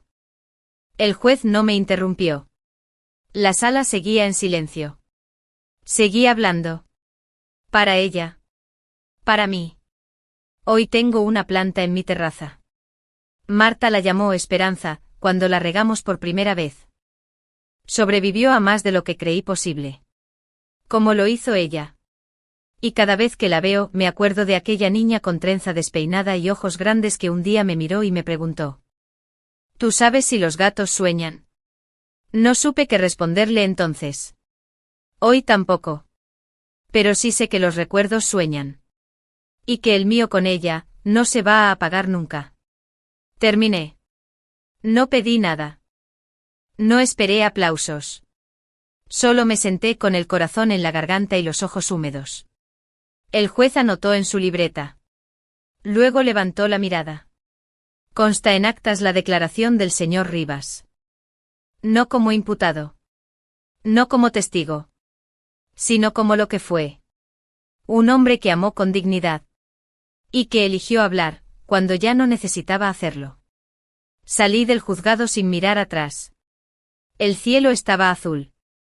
Por primera vez en meses. Caminé hasta el parque donde solíamos ir con Marta. Me senté en nuestro banco. Y cerré los ojos. No escuché su voz. No la vi correr. No olí su perfume a champú de fresa. Pero sentí su presencia. Como una mano invisible que me decía. Gracias por no haberme olvidado. Y eso fue suficiente. Porque no fui su padre. Pero fui amor. Y eso deja huella. Capítulo 16. Una historia de afectos sin papeles, de vínculos invisibles, de heridas que no aparecen en radiografías pero que sangran igual. A las 9 de la mañana, la sala estaba lista. No había público. Solo las partes involucradas, el juez Francisco Gálvez, la psicóloga forense y la secretaria del tribunal. Lucía entró con paso lento. No llevaba abogado. Decidió comparecer sola. No como gesto de valentía, sino de rendición. Yo llegué con Eduardo, aunque sabía que su presencia era casi simbólica. El trabajo estaba hecho. Lo demás dependía de las palabras que iban a ser pronunciadas, y del silencio que las seguiría. El juez miró el expediente. Lo cerró. Y comenzó. Después de revisar la documentación, los testimonios. Las pruebas médicas, financieras y emocionales. Este tribunal considera que no existe base legal ni jurídica para imputar al señor Julián Rivas Ortega responsabilidad económica, moral o parental sobre la menor Marta Garmendia Valdés. Mi corazón latió una vez. Fuerte. Pero no por sorpresa. Por dignidad. Queda constatado que el vínculo establecido entre el señor Rivas y la menor fue de carácter afectivo, voluntario y no formalizado. Y que su participación en la vida de la menor no fue producto de un acuerdo contractual ni de una delegación legal. Se trató en todo momento de un ejercicio libre de afecto, entrega y presencia. Sin contraprestación. El juez miró a Lucía. Asimismo, queda demostrado que la parte demandante ocultó la existencia y participación económica del padre biológico de la menor. Señor Óscar Moreno González, quien ha reconocido su paternidad a través de prueba de ADN. Dicha omisión privó al señor Rivas de información fundamental, generando una relación de desequilibrio emocional y financiero. Lucía bajó la mirada. El juez no hablaba con rabia, pero tampoco con suavidad. Hablaba con esa voz que tienen los hombres que han visto demasiados casos, y que saben cuando el dolor es verdadero, y cuando se usa como arma. Por todo lo anterior, continuó. Este tribunal dicta las siguientes disposiciones. Se archiva definitivamente la causa por abandono emocional de menor, sin opción a reapertura. Se declara improcedente toda solicitud de pensión o compensación económica por parte de la demandante. Se recomienda encarecidamente que en lo sucesivo, cualquier acercamiento entre el señor Rivas y la menor sea gestionado a través de servicios de mediación familiar, con consentimiento explícito de ambas partes. Y bajo supervisión psicológica especializada. Se apercibe a la señora Lucía Garmendia Valdés por el uso indebido de la imagen de la menor en redes sociales y medios de comunicación. Recordando que dicha acción constituye una vulneración de los derechos de protección del menor. Silencio. El juez cerró el expediente. No hay más que decir. Lucía se levantó lentamente. Me miró por primera vez en semanas. No con odio. No con desprecio. Con algo mucho más humano. Con cansancio. Lo arruiné todo, ¿verdad? Me dijo en voz baja, mientras caminábamos hacia la salida. La miré. No con rencor. Sino con verdad. No. Solo no supiste cómo sostener lo que construimos. ¿Y ella? Susurró. ¿Nos perdonará algún día? No lo sé. Pero si lo hace, será por lo que aún guardamos limpio. Eduardo y yo salimos del juzgado sin decir mucho. A veces el silencio es la única forma de honrar lo que costó tanto defender. En la acera, un niño jugaba con una cometa. El viento la elevaba lentamente como si buscara la libertad después de haber estado atada a una rama. Pensé en Marta. En su pelo suelto. En sus ojos que aún buscaban certezas. En su voz diciendo Julián, como si nombrara algo seguro. Me detuve a media calle. Saqué el móvil. Y escribí un mensaje. No para Lucía. No para el juez. Aunque la justicia ya terminó de hablar. Yo aún la espero con el corazón abierto. Porque a veces el fallo no está en lo que dicta un tribunal, sino en lo que uno decide hacer cuando ya no hay que pelear más. Y yo había decidido seguir siendo ese lugar al que Marta siempre pueda volver. Aunque no lleve mi apellido. Aunque no me llame papá. Aunque me olvide un día. Porque amar también es saber soltar sin desaparecer. Y eso finalmente es el amor más limpio que uno puede dar. Capítulo 17. Silencio en Bilbao. Bilbao en enero. Tiene un aire distinto. No es el frío. Ni la humedad. Es el peso de un comienzo. El silencio de las cosas que terminan, y de lo que aún no ha comenzado. Después del fallo, Telecom Europa me había guardado el puesto, pero no la rutina. Mis compañeros sabían lo básico. Algunos me miraban con incomodidad. Otros con respeto. La mayoría con esa mezcla de curiosidad y distancia que se reserva a quienes han sobrevivido a una guerra emocional. No preguntaban. Y yo no contaba. Lo que había vivido no cabía en anécdotas de pasillo ni en frases de máquina de café. Mi apartamento seguía igual. Las mismas paredes grises. La misma taza de cerámica con una grieta que nunca reparé. La misma planta Esperanza, creciendo en silencio como si ignorara que estuvo a punto de morir. Cada mañana me sentaba frente a ella. Una nota escrita por Marta con lápiz de colores. Hoy fui feliz. Porque tú te rascaste la cabeza y eso me dio risa. Marta, 7 años. Me senté en el suelo. La leí una y otra vez. Y luego la guardé en el marco de una foto que aún conservo. Ella y yo en el parque haciendo muecas. La imagen estaba un poco borrosa. Pero la risa era clara. Y en ella entendí algo que nunca supe poner en palabras. A veces uno deja huella sin querer. Y a veces esa huella es lo único que queda para sostenernos cuando el amor ya no tiene casa. Una tarde. Pero ella me vio. Y me llamó con un gesto pequeño. Casi tímido. Como si pidiera perdón con los ojos. Me acerqué. Nos saludamos con un hola, que sonó como una palabra extranjera. ¿Cómo estás? Me preguntó. Viviendo, respondí. Ella asintió. Marta me preguntó por ti ayer. Me dijo que soñó contigo. Que tú la ayudabas a cruzar un puente que tenía fuego abajo. No dije nada. Solo la escuché. Nos despedimos sin promesas. Solo con la certeza de que no éramos enemigos. Solo dos adultos cansados. Dos ruinas que una vez formaron un hogar, aunque fuera breve. Los días siguientes transcurrieron con calma. Paseos. Lectura. Llamadas con Eduardo, que ahora hablaba más de fútbol que de leyes. Y cada tanto una carta. Pequeñas escritas a mano. Sin remitente. Solo firmadas. M.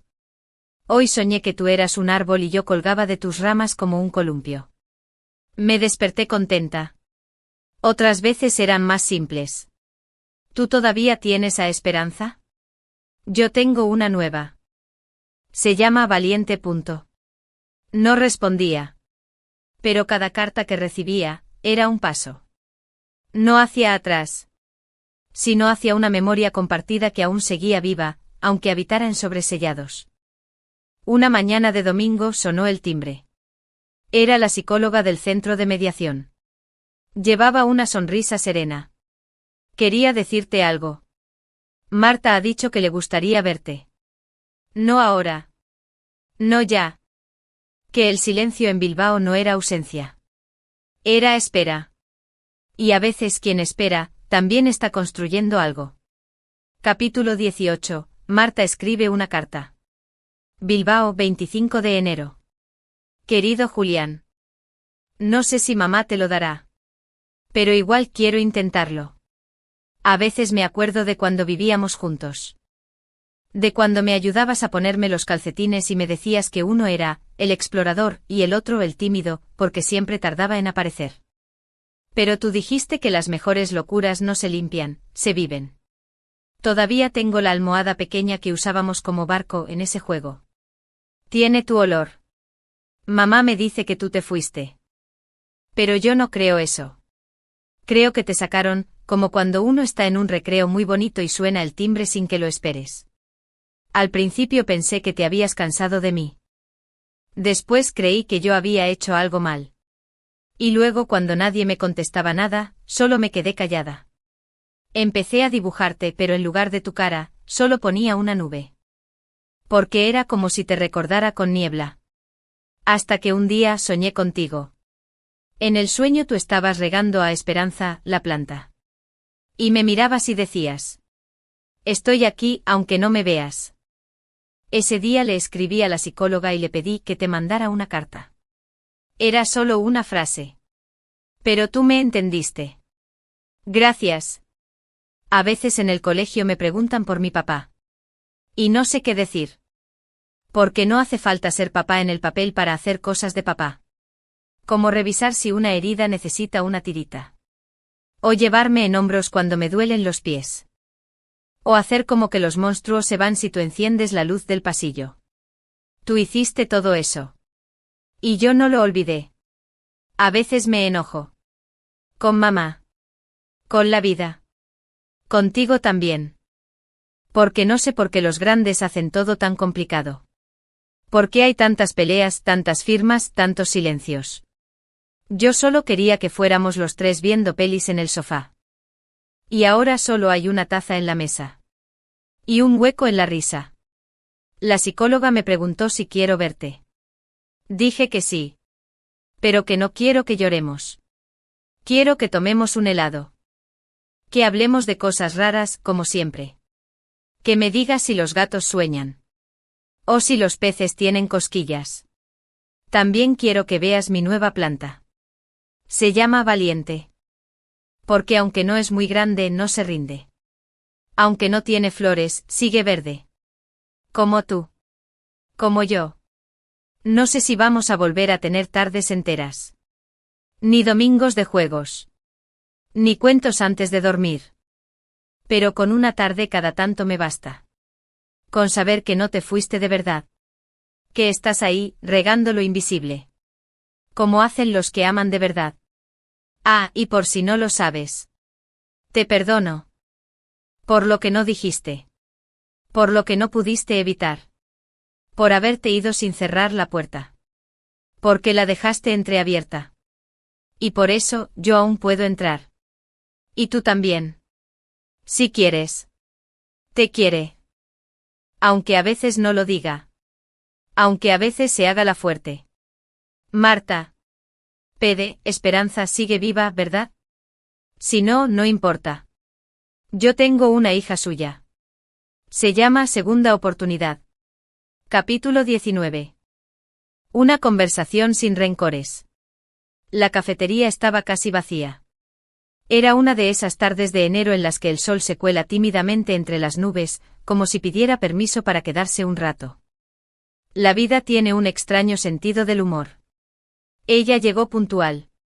Vestía un abrigo beige y una bufanda que le cubría la mitad del rostro.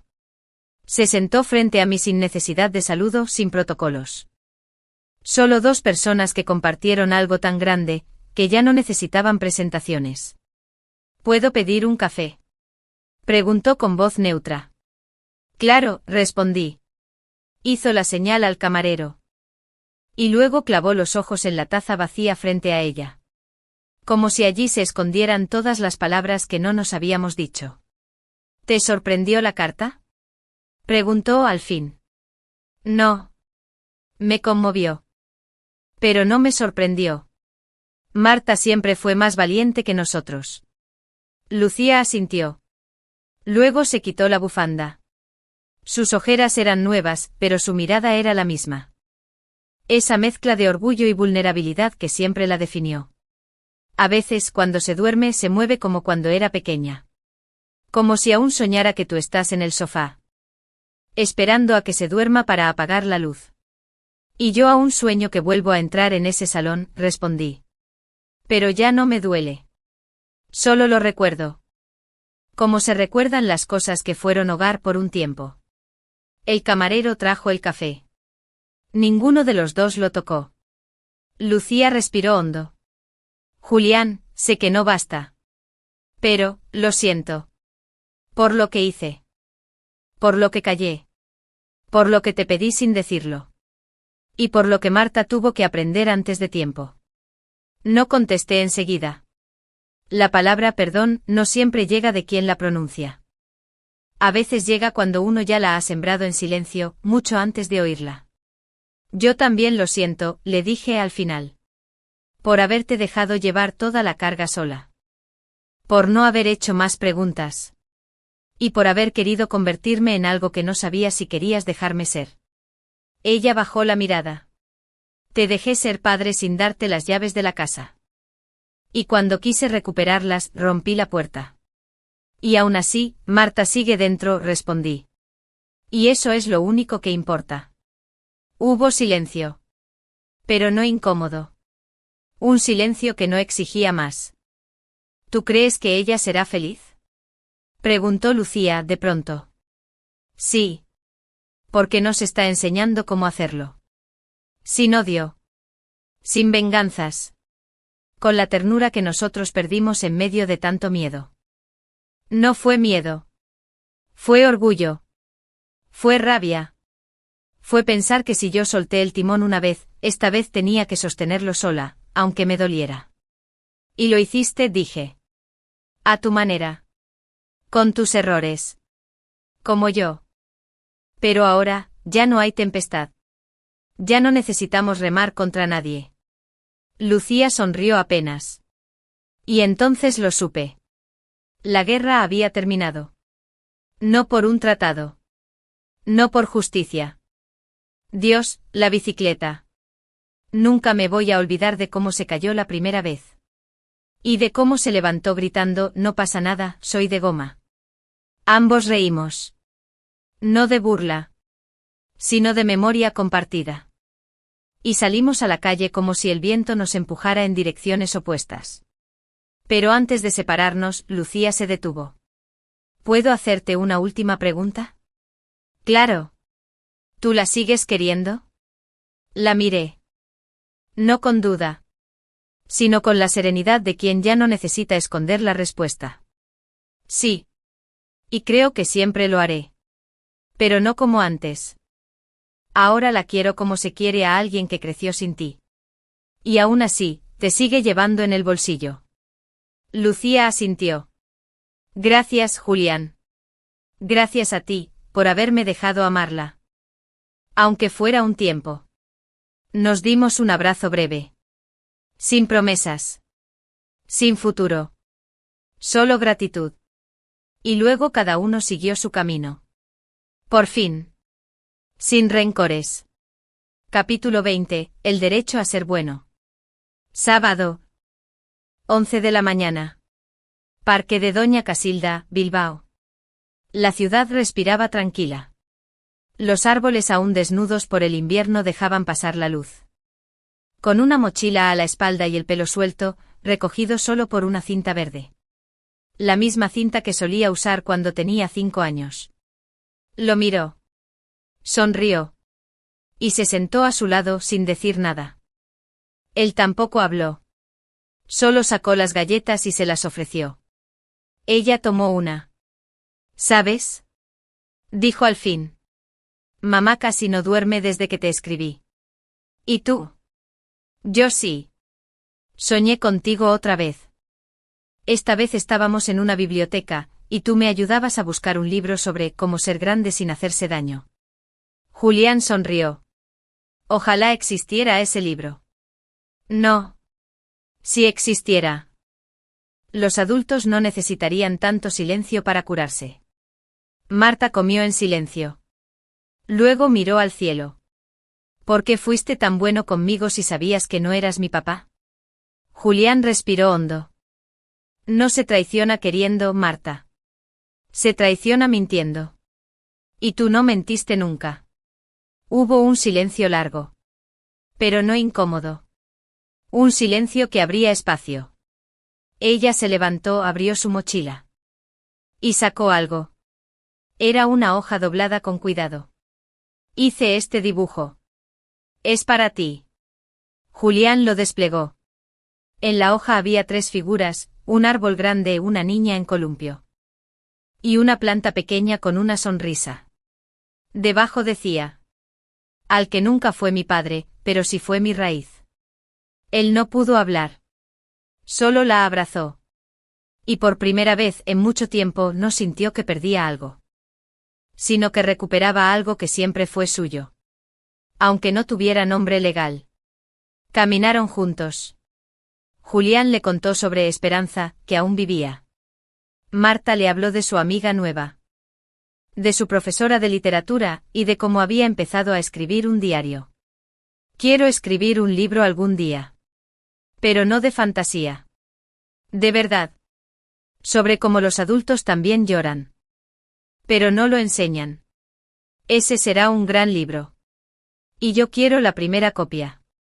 Solo si me prometes no corregirlo como si fuera un trabajo de clase. Trato hecho. Se dieron la mano. No como padre e hija. No como antiguos conocidos. Sino como 2 personas que eligieron seguir presentes, sin pedir nada a cambio. Horas después, cuando Marta ya se había ido, Julián caminó hasta el puente Zubizuri. Desde allí podía ver casi todo Bilbao.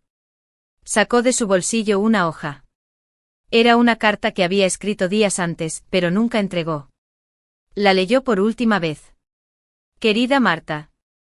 Si un día dudas de ti, recuerda esto. No hay amor más valiente que el que se ofrece sin garantía. No hay padre más verdadero que el que sin título ni sangre eligió estar. Y no hay hija más luminosa que la que, en medio del ruido, decidió volver a creer. Gracias por recordarme que incluso cuando la vida te rompe, uno puede volver a ser bueno. Porque ser bueno no es un deber. Es un derecho. Y tú me lo devolviste. Sonrió. Luego dobló la carta y la guardó. No la necesitaba ya. Lo importante ya se había dicho. Mientras el sol caía sobre la ría, Julián se sentó en un banco. Y por primera vez en años, se permitió algo que antes no podía. La paz. Porque cuando uno ha sido bueno, aunque nadie lo haya exigido. Cuando uno ha amado sin contratos. Y ha perdido sin odio. Entonces sí. Uno ha vivido bien. Y eso nadie puede quitárselo. Ni siquiera el silencio. Recuerdo perfectamente el día en que vi a Marta por primera vez. Fue en una tarde de septiembre cuando el verano aún se resistía a despedirse de Bilbao. El aire olía a asfalto caliente mezclado con los primeros rastros del otoño.